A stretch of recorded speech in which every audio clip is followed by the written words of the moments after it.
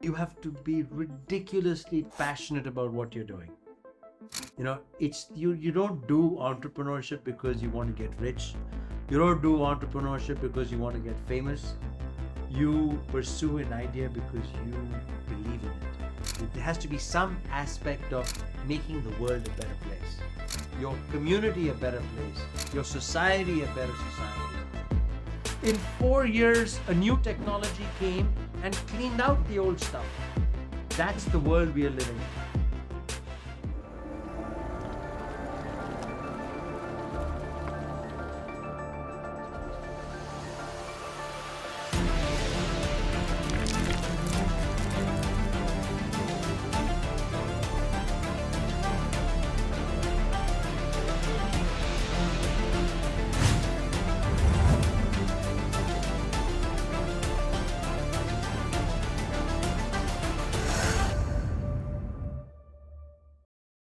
Welcome, viewers, to this episode of B Cubed Breaking Boundaries with Sabeer Bhatia. In this episode, we are going to talk about entrepreneurship. And we have with us, aside from Sabeer Bhatia, a very eminent Rhodes Scholar who went on to do his master's from Oxford, thereafter, a PhD from Caltech, Dr. Abhilash Mishra. Welcome, Dr. Mishra, for having me. to the show. Thank you. He also founded Equitech Futures, which support entrepreneurs in deployment of technology and meeting societal challenges. So, Sabeer, to begin with, in this show, I would like to ask you specifically, what is the process of ideation when a budding entrepreneur, he ideates, he gets an idea, slowly transmutes it into an actionable agenda, leading to the formation of a startup, an enterprise, and eventually turning it into a large enterprise, exiting thereafter. This is a whole series of, a development. How does this happen? You are such a famous entrepreneur yourself. Thank you so much for asking me that question. The first step towards entrepreneurship, and the hardest one, is a problem to solve. Which problem are you really solving? Every entrepreneur has to ask himself or herself, what problem am I solving? Once that question is answered, then obviously the entrepreneur has to figure out, do I have the tools, the necessary capability to solve this problem? Is this a technical issue? Is it a people-oriented issue? The third step is validating your idea. Building a small prototype, if you will, testing that prototype with friends and family, seeing if they will use something of that sort. And then the last bit is, of course, building a whole team around this. And along with team comes the whole fundraising aspect of it. So there are a number of steps that people have to take. And usually it begins with the idea, but where do these ideas come from? They come from the deep subconscious recesses of people. It comes when people are aware of their surroundings, when they look at, what issues can I solve over here? What and whom in society will it affect? And are people willing to pay for something of this sort? For example, in the case of Hotmail, we actually came up with a simple idea to solve a problem for the two of us, my partner Jack Smith and myself. We could not access our personal email accounts. I had one at Stanford, he had one at AOL. And because the company had put a corporate intranet around, a firewall around the corporate intranet. So we decided that we could access any web page. What if we made email available on the web? That would solve our problem. And lo and behold, today over 6 billion people use some form of free email. But the first step is really finding a problem to solve. Dr. Mishra, what's your take on this? I wholeheartedly agree with what Sabir just said. I would add two additional layers to it. The first is coming up with an idea is not necessarily a one day affair. It's something that takes months, can occasionally take years to come up with. And the thing that an entrepreneur does really well is to be aware of the challenges that they face around themselves. So we are here in Delhi, and I'll give you an anecdote that I met an entrepreneur recently who's from Delhi and was very concerned about the quality of the air in Delhi, and went about asking why the air quality is so poor, and found out that it was because of the burning of the stubble in the outskirts of Delhi. So he was a chemical engineer, and he spent about 6 months to a year trying to figure out how he can buy the stubble from the farmers and convert the stubble into packaging materials that he can then sell to different companies. And this was a process that took about a year for him. And so I think it was a great example of the convergence of three things. The first is identifying a specific problem that exists. Here, in this case, the air quality in Delhi. The second is identifying clearly the user, who is the person who is going to buy whatever it is that you are trying to build. And the third is knowing whether you have the technical toolkit to be able to solve it. So in his case, it was he had a chemical engineering degree, quite understood how to run things through a certain process to build packaging material. And really, the convergence of these three things coming together helped him come up with a new solution. And I think that's the process at the earliest stages of coming up with an entrepreneurial idea that tends to be hard, and it's very failure prone. It's something that and I bet Sabeer can attest to it. The first idea you have is not the idea that you're likely going to pursue in the long run. It takes many iterations before you kind of converge into the idea that you finally take to market. Wonderful. Sabeer, in this creation of the whole showreel ecosystem that we're doing here, you have actually segmented disciplines to do with entrepreneurship and turned them into very specific subjects that a budding entrepreneur needs to acquaint himself with. Would you like to throw some light on this? Question. Absolutely. Like I said, I have tried to teach entrepreneurship, if you will, through the showreel app. And it's very difficult to teach somebody entrepreneurship because I think entrepreneurship comes from within. But nonetheless, people need to learn some basic tools to succeed as an entrepreneur. First step is, you have to have an outgoing personality. Usually entrepreneurs are not folks, who are introverts, because you're constantly selling your idea. You're selling your idea to investors. You're selling your idea to prospective employees. You're selling your ideas to your friends and family from whom you raise around. So I've tried to formalize the entire concept of entrepreneurship by breaking it into different segments and showing certain videos that highlight the different aspects. For example, networking, what entails networking, going to events, going to conferences, industry conferences where you meet other people who have similar kind of mindsets. Fundraising, what are the different steps of fundraising? What is the meaning of an angel round, a pre-seed round, a series A round, B, C, D? Venture capitalists, how do you present your idea to venture capitalists? What do they look for? Problem solving, how do you constantly keep refining your idea? You may have one idea to begin with, but then you have to slowly refine it to the needs of the market, because the market may not accept the original idea, but they may accept a version of it.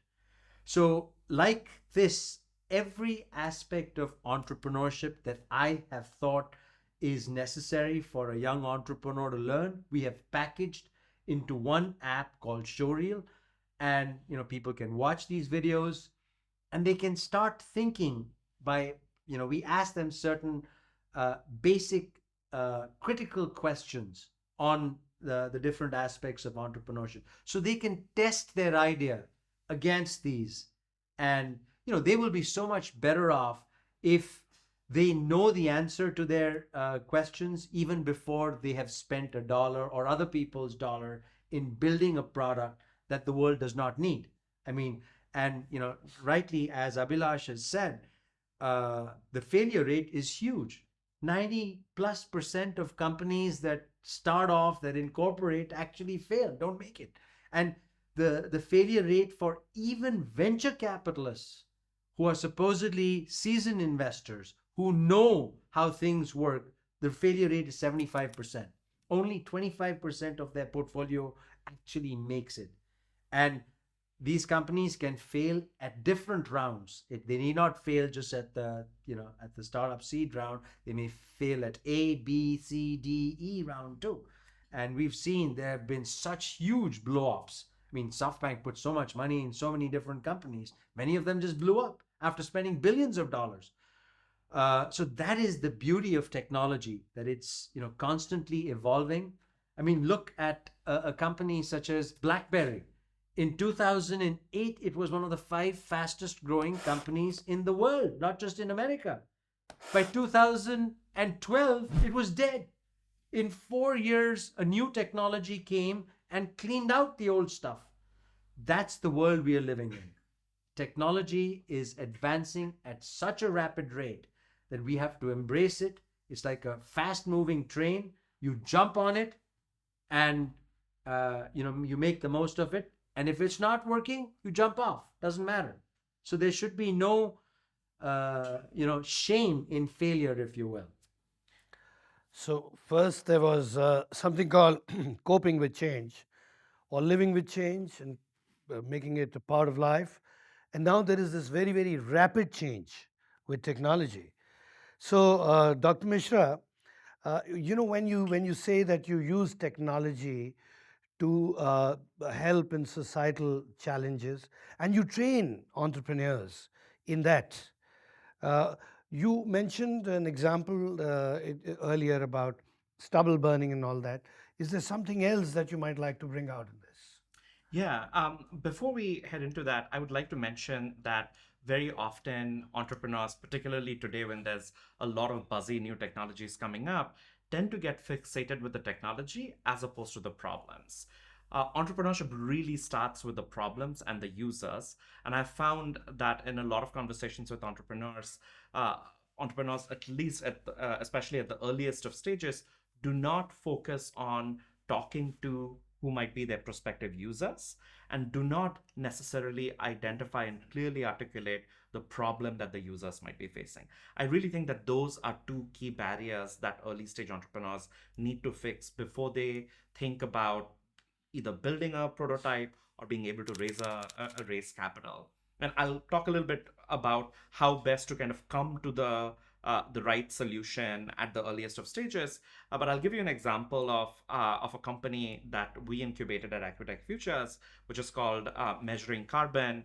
And the goal there was, there's a lot of conversation about climate change, and everyone recognizes that climate change is a real issue. Lots of governments have committed to saying that they're going to reduce their carbon emissions by X or Y.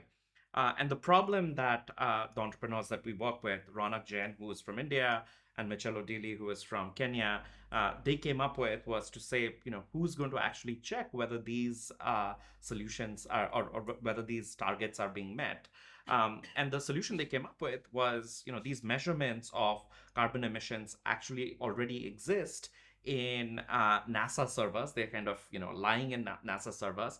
The data exists. The data is just not in a format that can be used by policymakers, by practitioners, by citizen scientists to go out there and see how different countries are performing with their carbon emissions. So what they did was come up with a platform called Measuring Carbon, where they could take the data from NASA and then make it usable for anyone wants to see and compare how different countries and constituencies are meeting their carbon emission goals. And so when we were supporting them at the earliest of stages, the first question that we sort of asked them was, who's going to be the potential user. So in this case, the potential user was a potential policymaker or someone sitting at the World Bank, or a investment firm that is interested in issuing carbon bonds. And we ask them about the specific technological kind of moat they had that they can build that other people are not looking at, right? And I think identifying the problem and identifying the user really helped them build a product that they could then go show to policymakers and users, who could then provide appropriate feedback. And if I can sort of go along this direction, I think the other, I'm a scientist by training, and I feel entrepreneurs who are successful often think like scientists in that they want to come up with a hypothesis, run an experiment, get feedback or data based on that experiment, and then iterate based on that. So the structured experimentation that empirical scientists are quite used to ends up becoming a very powerful method for entrepreneurship, because that's a place where you're not just randomly trying out a whole bunch of ideas. You're trying structured ideas, getting feedback on what is working and what is not, and iterating constantly. And that iteration at the early stages of building an enterprise is an extremely powerful way to build a successful venture in the long run. And if I may add one other thing to what Abhilash just said, entrepreneurship is not about copying ideas. Yes. Every time I have seen companies that copy other people's ideas and try to replicate it, they have failed miserably. It really comes from an original idea. You have to own it, and it has to come from within. And then, of course, as you go along, you modify it according to the needs of your customer. The customer is key. Identifying who your customer is, making sure you meet his or her needs. Customer may be an individual, a customer may be a company, a customer may be an enterprise, a customer may be a bank, or a customer may be the government. Making sure you are able to satisfy a few customers first before you start scaling up is key. And of course, in my case, my customers have always been individuals. Yeah. I'm a consumer guy. I'm not an enterprise person. I'm not a corporate, but I know how an individual thinks, and I try to solve, because that comes from personal needs. Yeah. I mean, Hotmail was really a personal problem that Jack and I had, and today it's like a whole world is using it. So I try to identify personal problems, and that is why in Showreel, what I found was the problem of modern education, the problem of critical thinking. Why is there no critical thinking in the entire developing world? I mean, it's because people are taught to follow rules and not break them, not step outside of those. And the entire purpose of entrepreneurship is to break the rules. Breaking boundaries is breaking the rules to solve problems, not to find 10 reasons why not to do things, but 10 different ways that we can circumvent the problem and make the stuff happen. Do the things. Do the things. Very good. This is excellent, Sabeer, because as Dr. Mishra also said, that there's plenty of technology, resting in the annals of NASA and where have you. But technology is the one component. The other component is connecting technology to the user. And the third component is the user deploying that technology for the benefit of society. So I think this, this whole line needs to be queued up. And yeah, one of the companies that has done it brilliantly, I think, in my humble opinion, is Apple. Apple makes magic happen without telling you it is AI that is doing it, or it is that they have an emotional connection with people. I remember when Apple first came out with its first iPhone, I was with some Motorola executives who referred to Apple as that's a phone for children. because Apple's radio was not as good as Motorola's cellular radio, obviously, because Motorola has been working on the problem for the last, 50 years. However, Motorola died in the next 2, 3 years because Apple made an emotional connection with its customers, made it so easy for you to access things that were important to you, like your memories, your photographs, your music.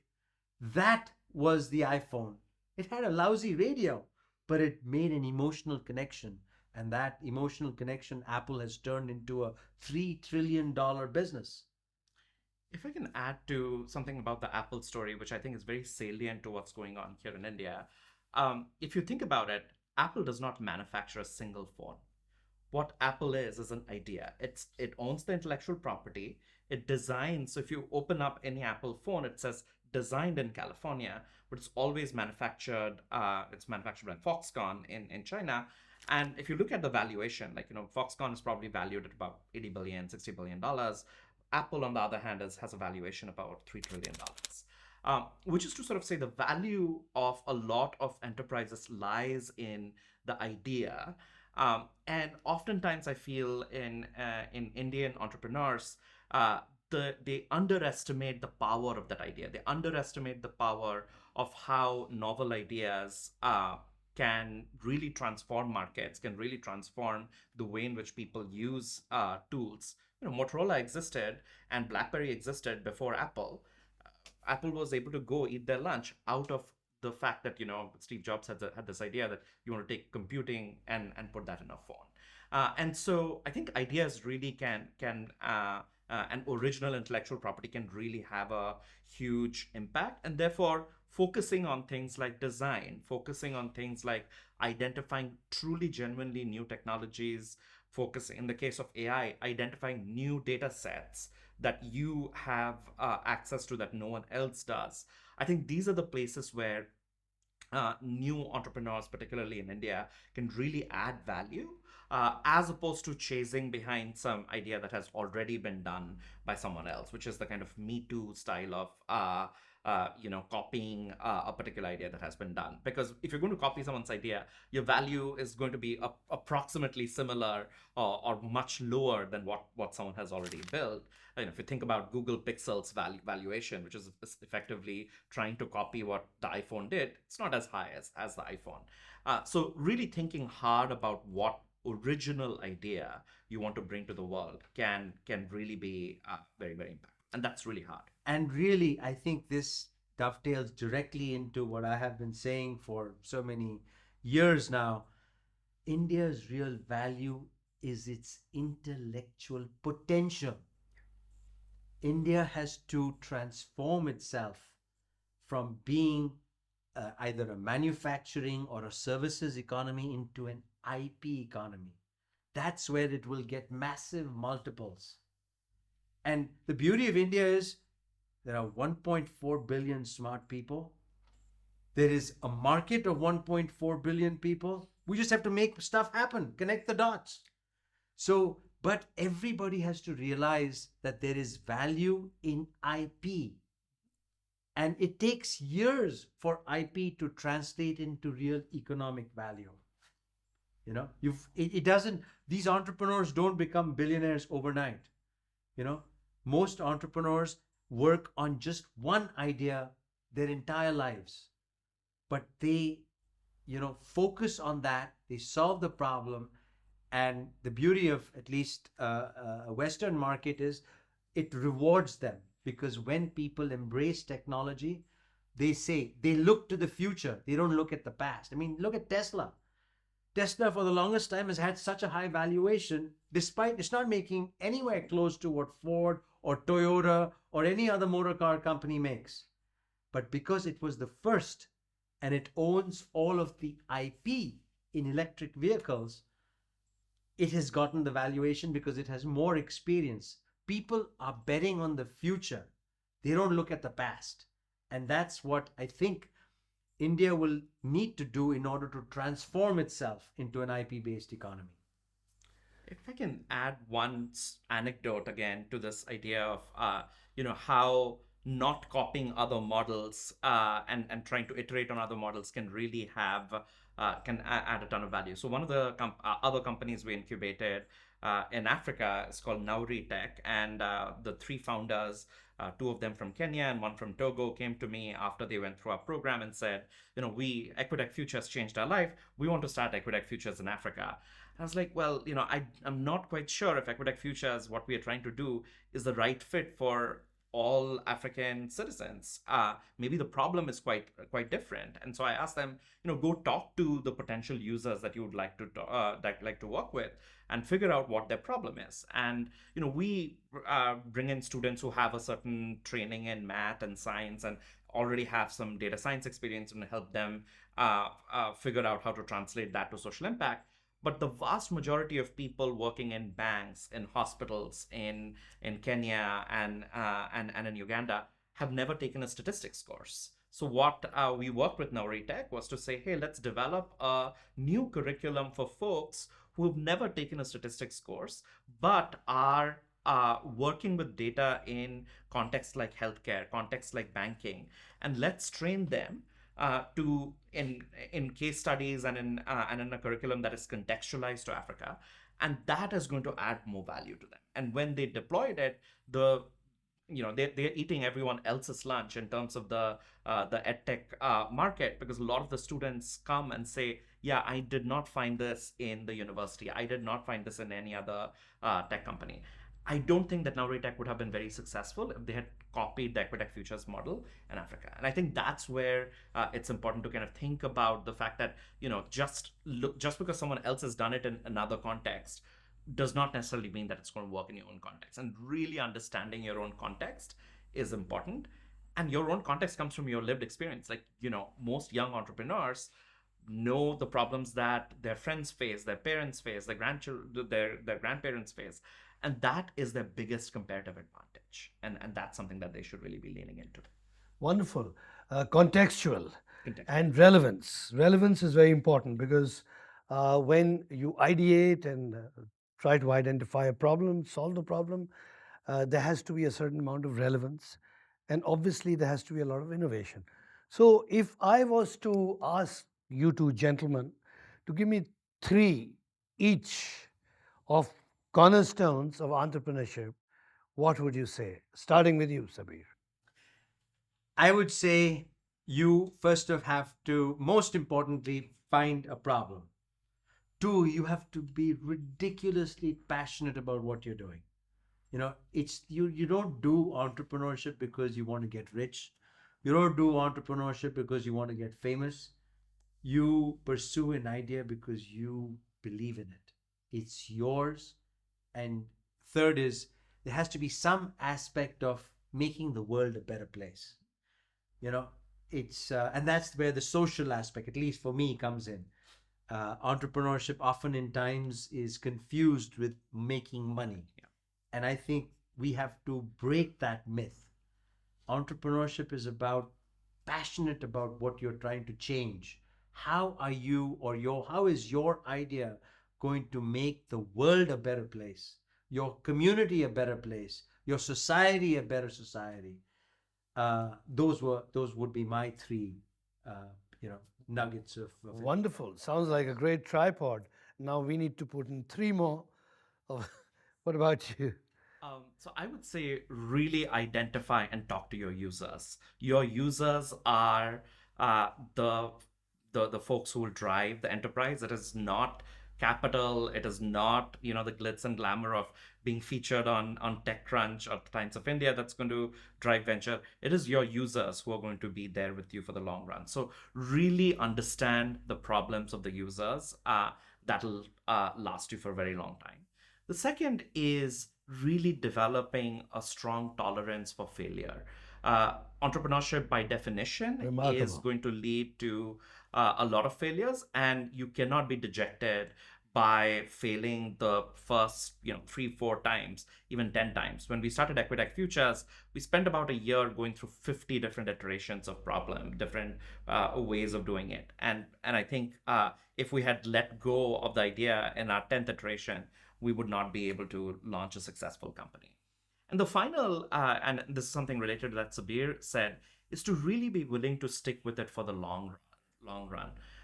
The greatest entrepreneurs really are wedded to problems, and they want to solve these problems for the long run. And so, being willing to run with this for the long run, even when there are lots of obstacles and things that come your way, I think that is very important. So creating value, I think one of the most underappreciated ideas in human society is the value of compounding, and people often overestimate things that will happen in the next 2 years, and severely underestimate what will happen in 15 years. So really be willing to hold on to something, hold on to an idea, and run with an idea for the long run, I think is extremely important.